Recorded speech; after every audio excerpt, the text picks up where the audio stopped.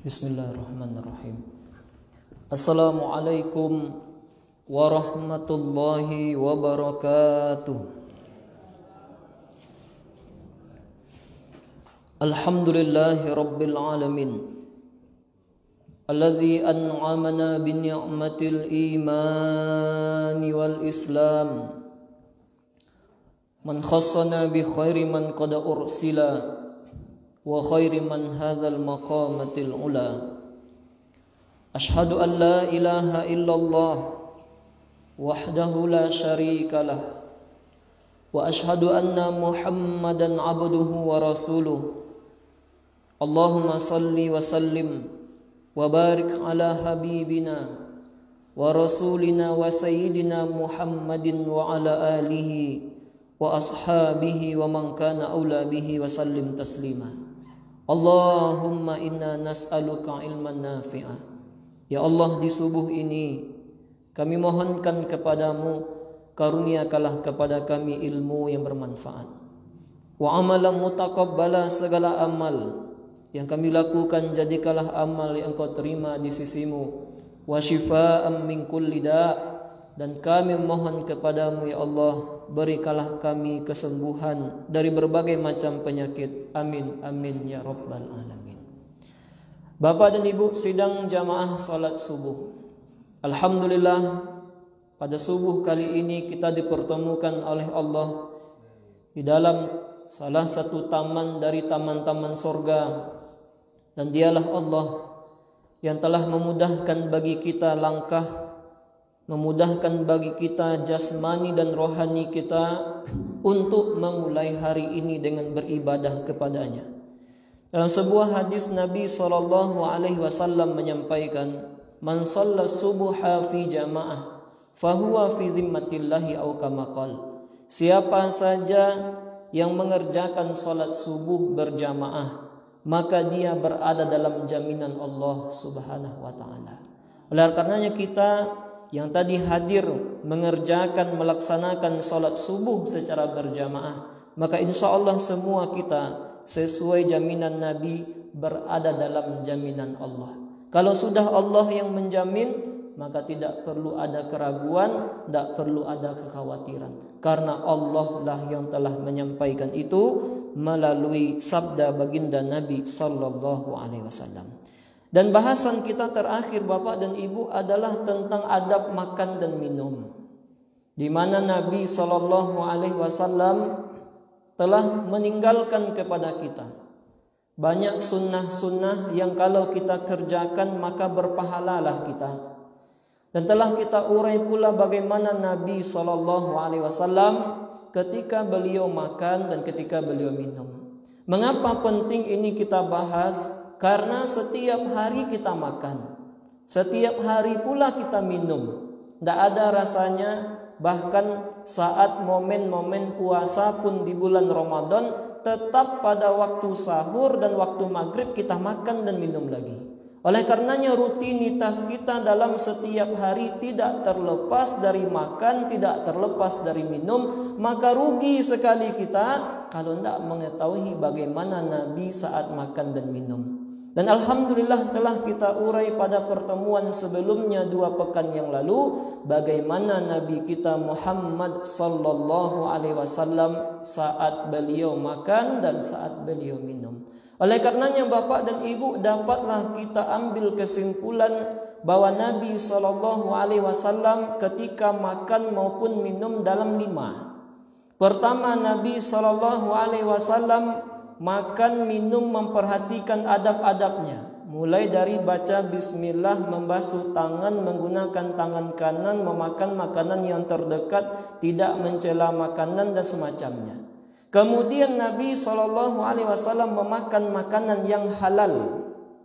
Kemudian Nabi SAW tidak makan sampai kenyang, jadi tidak makan sampai terlalu kenyang.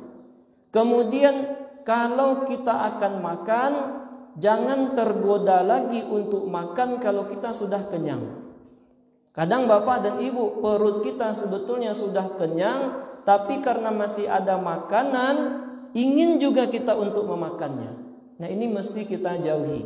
Mesti kita jauhi keinginan untuk makan lagi padahal perut kita sedang kenyang. Kemudian yang kelima, membagi perut kita jadi 3. 1/3 untuk makanan, 1/3 untuk minuman, dan 1/3 untuk bernafas. Nah, inilah kesimpulan sebetulnya dari adab makan dan minumnya Nabi SAW. Ketika dari 5 perkara tadi kita sebutkan bahwa Nabi SAW ketika makan dan minum itu memperhatikan makanan halal, ada timbul pertanyaan dalam pikiran kita. Apa pertanyaannya Bapak dan Ibu? Dari sekian banyak makanan halal, diulangi, dari sekian banyak makanan halal yang tersedia, baik berupa sayuran, kurma dan semacamnya, apa yang dipilih oleh Nabi SAW? Makanan-makanan seperti apa yang pernah dimakan oleh Nabi ketika beliau hidup? Nah, inilah yang akan kita bahas pada subuh kali ini, makanan-makanan Rasulullah SAW. Jadi apa saja? Mana tahu nanti Bapak dan Ibu ternyata kita menyukai buah tertentu, ternyata buah itu juga disukai oleh Nabi. Nah, inilah yang akan kita urai. Ternyata ketika kita merujuk kepada hadis-hadis Nabi SAW, banyak sudah makanan yang pernah dicoba oleh Nabi ketika beliau hidup. Mana saja itu? Yang pertama, makanan dan minuman favorit Nabi yang disukai oleh Nabi, yang pertama adalah daging ayam. Jadi Nabi kita suka daging ayam. Jadi kalau Bapak Ibu selama ini suka daging ayam, maka Nabi kita pun demikian. Bahwa Nabi SAW menyukai daging ayam. Di dalam sebuah hadis yang diriwayatkan oleh Imam Al-Bukhari dari Abu Musa Al-Ash'ari, beliau berkisah, aku pernah melihat Nabi SAW memakan daging ayam. Jadi makanan pertama Nabi yang beliau favoritkan, yang beliau suka, yang pernah beliau makan ketika hidup, yang pertama adalah daging ayam. Yang kedua yang disukai oleh Nabi adalah sirup. Di makanan Nabi, minuman Nabi berikutnya adalah sirup. Marilah kita simak bagaimana yang disampaikan oleh ibunda kita Aisyah radhiyallahu anha, bahwa Nabi SAW minuman yang paling disukai oleh beliau adalah al-hulwa al-barid, minuman yang manis dan dingin. Jadi Nabi kita itu suka minum minuman yang manis, kemudian Nabi suka minum minuman yang dingin. Tapi pertanyaannya, Ustaz, apakah sudah ada kulkas di zaman Nabi? Kan ini pula pertanyaannya. Mengapa Nabi SAW suka minum minuman yang dingin? Apakah ada kulkas, Ustaz, di zaman Nabi? Tidak ada kulkas. TV, kulkas dan semuanya belum ada zaman Nabi. Berarti ketika disebutkan bahwa Nabi SAW suka minuman yang dingin, maka maksud dingin di sini adalah air yang didinginkan semalam. Jadi contohnya Bapak dan Ibu, ketika malam tadi, nanti kita akan lihat apa maksud yang didinginkan ini. Maksudnya adalah Nabi SAW itu ketika sebelum tidurnya itu menaruh korma ke dalam gelas, dimasukkan air. Nah, jadi air yang bercampur korma itulah ini maksud dengan sirup tadi. Nah, air itu kemudian didinginkan selama semalam. Jadi nanti Bapak dan Ibu, tidak mengapa kita punya stok kurma di rumah. Jadi minuman Nabi SAW itu disampaikan oleh Abu Usaid dari istri beliau. Pernah ditanyakan kepada beliau, apakah kamu tahu apa yang dituangkan kepada Nabi SAW? Maka istri Abu Usaid ini melanjutkan, aku tuangkan kepada Nabi dari rendaman kurma semalam di dalam kuali.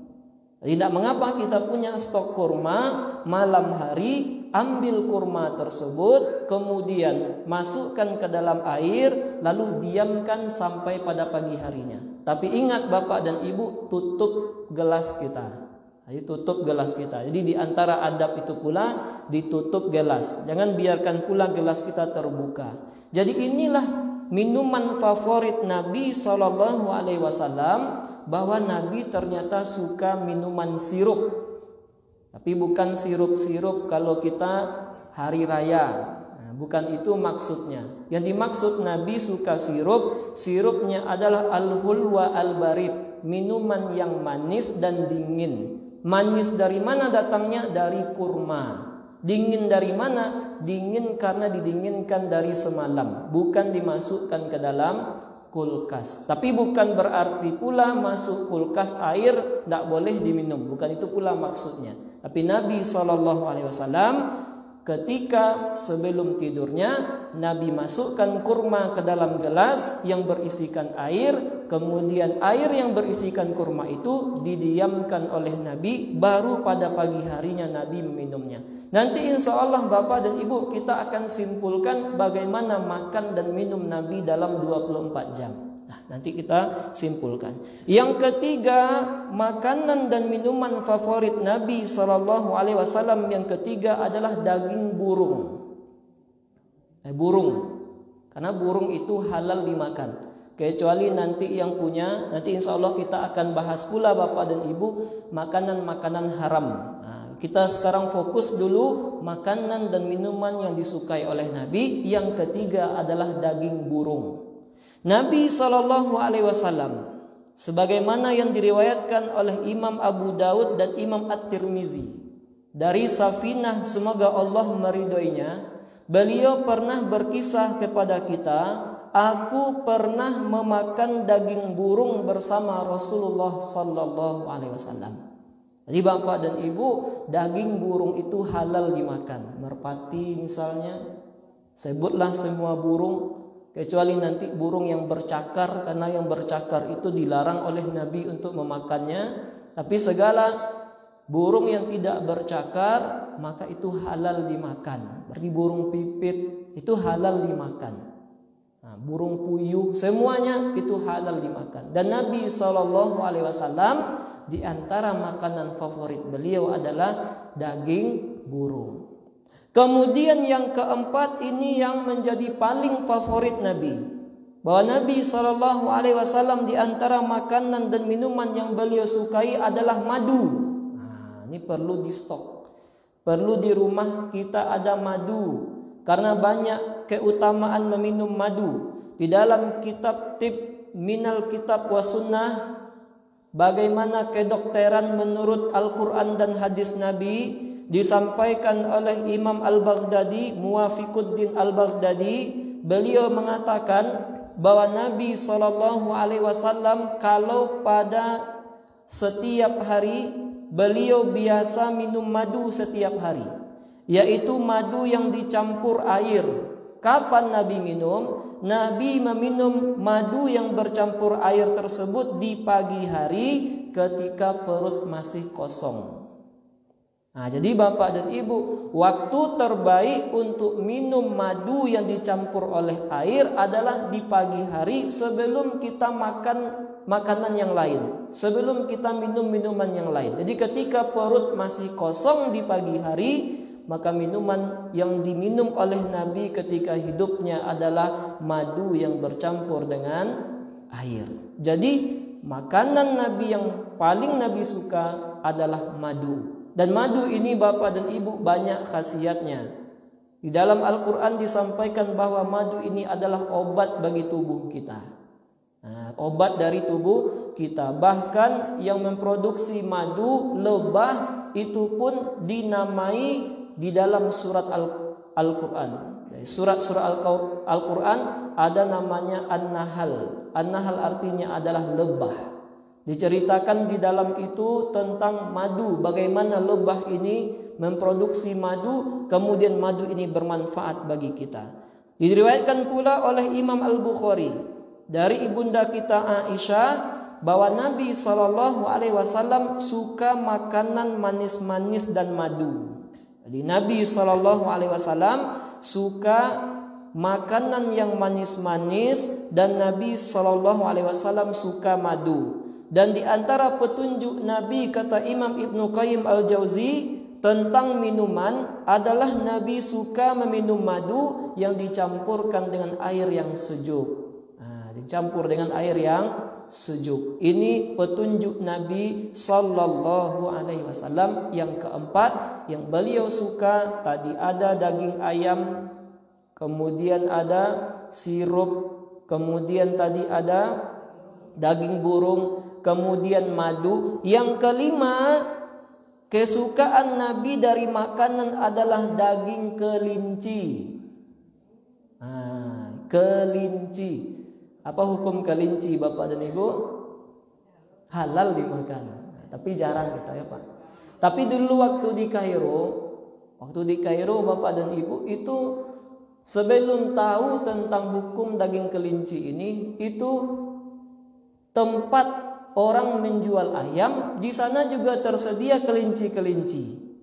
Dulu waktu awal-awal di Kairo, melihat kelinci di tempat orang jual ayam, kok mungkin nanti dipelihara di orang Mesir mah. Sangka, ternyata tidak.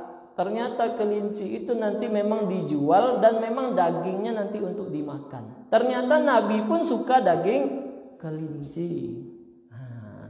Inilah yang disampaikan oleh Anas bin Malik.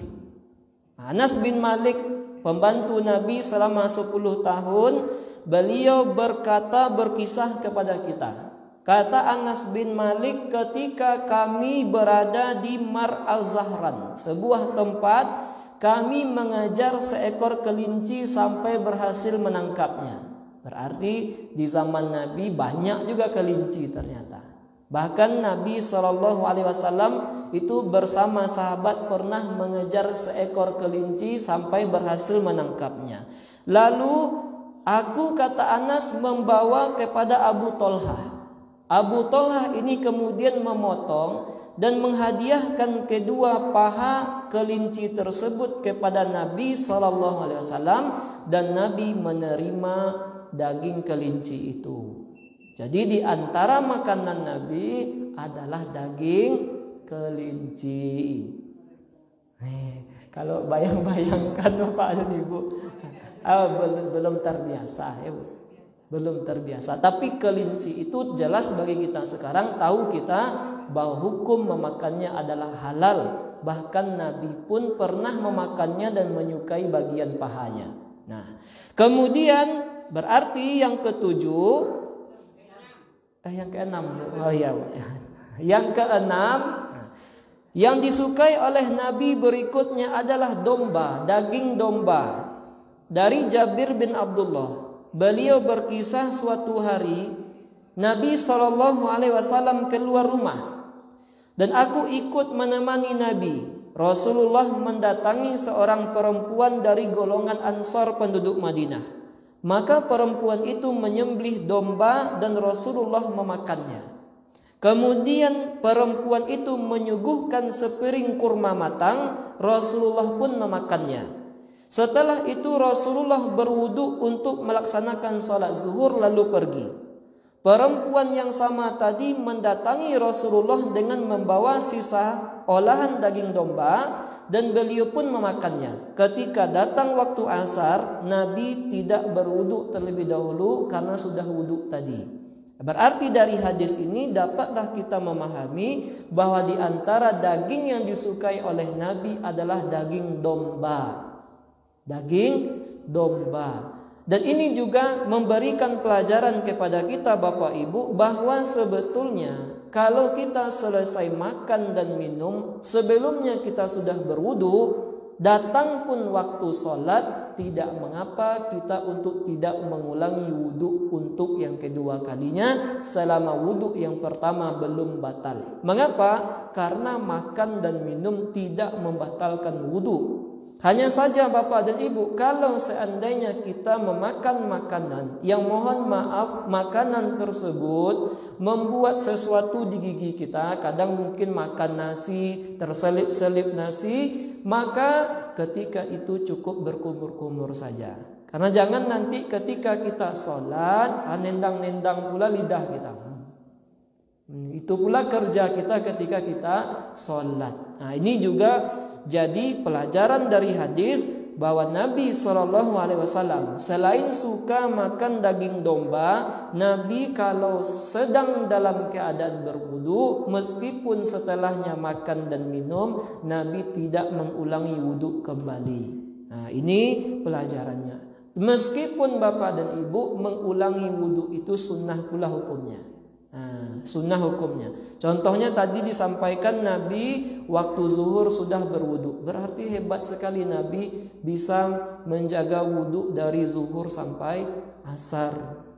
Dari zuhur sampai asar bisa terjaga oleh Nabi wudu beliau. Atau makna yang kedua, ternyata Nabi SAW orang yang suka menjaga wudu.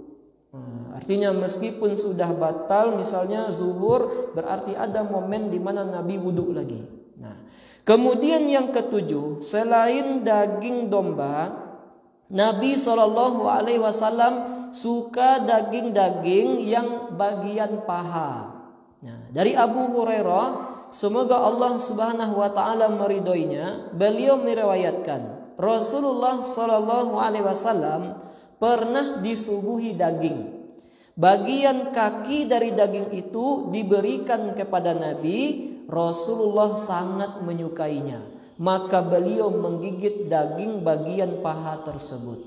Jadi yang ketujuh bapak dan ibu, makanan dan minuman yang disukai Nabi adalah bagian paha. Jadi kalau kelinci tadi bagian paha, kalau ayam bagian paha, kalau domba bagian paha, pokoknya bagian-bagian paha disukai oleh Nabi Sallallahu Alaihi Wasallam. Yang kedelapan, kesukaan Nabi berikutnya adalah daging yang dibakar.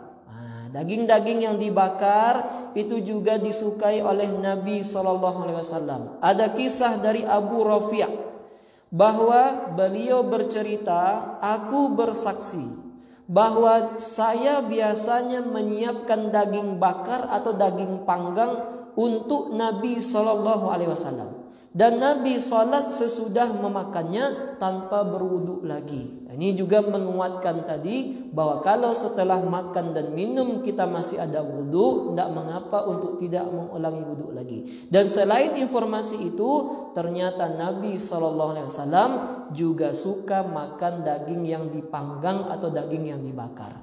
Yang kesembilan bapak dan ibu, kesukaan Nabi berikutnya adalah susu sapi. Susu sapi. Nabi SAW bersabda, sesungguhnya Allah tidak menciptakan suatu penyakit kecuali menciptakan pula obatnya. Tidak ada penyakit kecuali pasti ada obatnya, kata Nabi. Maka hendaklah kalian berobat dengan susu sapi.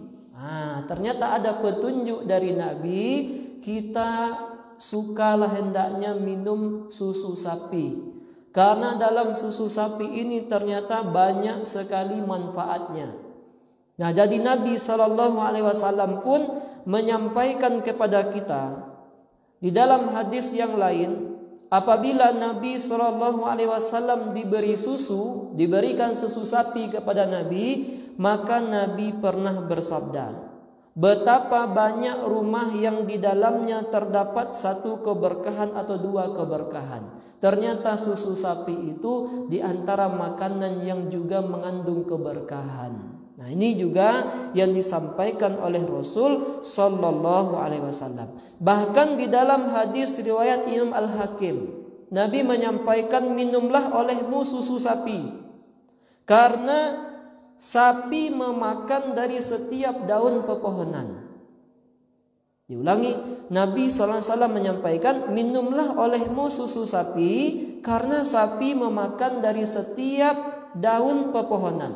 Susu sapi juga berfungsi sebagai obat bagi setiap penyakit. Jadi ternyata bapak dan ibu, di antara petunjuk Nabi dalam kehidupan ini agar kita sehat, banyak mengkonsumsi susu sapi. Yang ke-10, berikutnya makanan dan minuman kesukaan Nabi adalah thufl. Apa itu thufl? adalah makanan yang terbuat dari tepung dan korma. Jadi campuran tepung dan korma. Mungkin kalau kita sekarang roti. Nah, kalau kita sekarang itu roti. Jadi Nabi SAW suka makanan yang dicampur tepung dan korma. Nah, mungkin bahasa kita sekarang Bapak dan Ibu adalah roti. Ini yang ke-10. Yang ke-11 yang disukai oleh Nabi berikutnya adalah air zam-zam. Nah, air zam-zam. Nabi pernah menyampaikan. Di dalam artinya sesungguhnya kata Nabi, sebaik-baik air yang ada di bumi ini adalah air zam-zam. Sebaik-baik air adalah air zam-zam. Ini jauh Ibu. Jauh. Tapi sekarang Bapak dan Ibu, air zam-zam itu sudah bisa dibeli. Nah, bisa dibeli. Ada setinggi ini, atau mungkin Bapak Ibu yang haji ataupun umroh biasanya itu bisa bawa air zam-zam 5 liter biasanya. Nah, itu kata Nabi sebaik-baik air adalah air zam-zam. Mengapa? Di dalam air zam-zam itu terdapat pengenyang dari segala rasa lapar. Jikalau Bapak Ibu nanti pergi haji, pergi umroh, terasa gak litak parui, tenang. Bapak Ibu pergi saja nanti ke Masjidil Haram, kemudian nanti bisa ambil air zam-zam. Pun demikian di Masjid Nabawi tersedia air zam-zam, minumlah air zam-zam karena air zam-zam itu dapat mengenyangkan perut. Kemudian Nabi melanjutkan air zam-zam itu penyegar dari rasa haus dan penyembuh segala macam penyakit. Dan disunnahkan sebelum minum air zam-zam untuk berdoa terlebih dahulu. Karena di antara waktu mustajab untuk berdoa adalah ketika kita sebelum minum air zam-zam. Ma'u zam-zam lima syuribalah. Air zam-zam itu orang yang meminumnya akan mendapatkan sesuai apa yang dia niatkan. Dulu Bapak dan Ibu ada seorang yang berniat jadi ulama sebelum minum air zam-zam. Dia minum memang hidupnya akhirnya jadi ulama besar. Nah, jadi Bapak dan Ibu sebelum minum air zam-zam berdoa terlebih dahulu. Kemudian menghadap ke arah kiblat sesuai sunnah-sunnah dalam minum air zam-zam. Bahkan di dalam sebuah cerita yang disampaikan oleh Abu Dzar menuturkan hadis yang panjang. Ia menyebutkan pertanyaan Nabi SAW kepadanya, sejak kapan kamu di sini? Maka Abu Dzar menjawab, kami di sini sejak 30 hari siang dan malam. Maka Rasulullah bertanya lagi, selama 30 hari itu siapa yang memberikan kamu makan? Jadi selama 30 hari kata Nabi, tujuh makan di siko, kira-kira seperti itu. Maka Abu Dzar menjawab, tidak ada makanan padaku kecuali air zam-zam. Dibayangkan Bapak dan Ibu, selama 30 hari tidak ada makan makanan, cuma minum air zam-zam. Inilah keberkahan dari air zam-zam. Kemudian yang ke-12, makanan yang disukai oleh Nabi adalah bubur daging. Jadi kalau Bapak Ibu suka makan bubur ayam, ini juga diantara yang disukai oleh Nabi Sallallahu Alaihi Wasallam. Makanan yang paling disukai oleh Rasulullah diantaranya adalah bubur yang bercampur dengan daging. Ini yang ke-12. Yang ke-13, makanan yang disukai oleh Nabi berikutnya adalah kurma.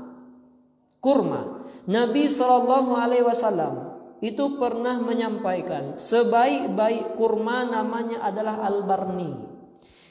Jadi kurma ini kata Nabi bisa menghilangkan penyakit dan tidak mengandung penyakit. Nah, kemudian di dalam hadis yang lain Nabi SAW menyampaikan, rumah yang tidak ada kurma di dalamnya maka kelaparanlah penghuninya atau laparlah penghuninya. Jadi Bapak dan Ibu, ternyata petunjuk Nabi, stoklah korma di rumah kita. Ada keberkahan dalam makan korma. Bahkan Nabi SAW pernah menyampaikan dalam sebuah hadis yang sahih Bukhari Muslim, siapa yang mengkonsumsi 7 butir kurma ajwa pada pagi hari, maka pada hari itu tidak akan terkena racun maupun sihir. Ini kurma ajwa juga kurma yang terbaik, kurma Nabi di kota Madinah dan menjadi kurma yang paling mahal. Warnanya warna hitam. Dikonsumsi kurma ajwa 7 butir maka dapat menghilangkan racun dan menolak orang yang menyihir kita. Ini yang ke-13. Tinggal 3 lagi Bapak dan Ibu. Yang ke-14, makanan yang disukai oleh Nabi adalah labu. Di buah labu. Nah, kalau kita kolak kan labu. Labu itu juga makanan yang disukai oleh Nabi. Bahwa Nabi SAW ketika seorang tukang jahit mengundang Nabi untuk makan makanan yang dibuatnya, lalu aku pergi bersama Nabi, kata Anas. Waktu itu ketika makan, aku melihat Nabi SAW mencari-cari labu di sela-sela potongan roti.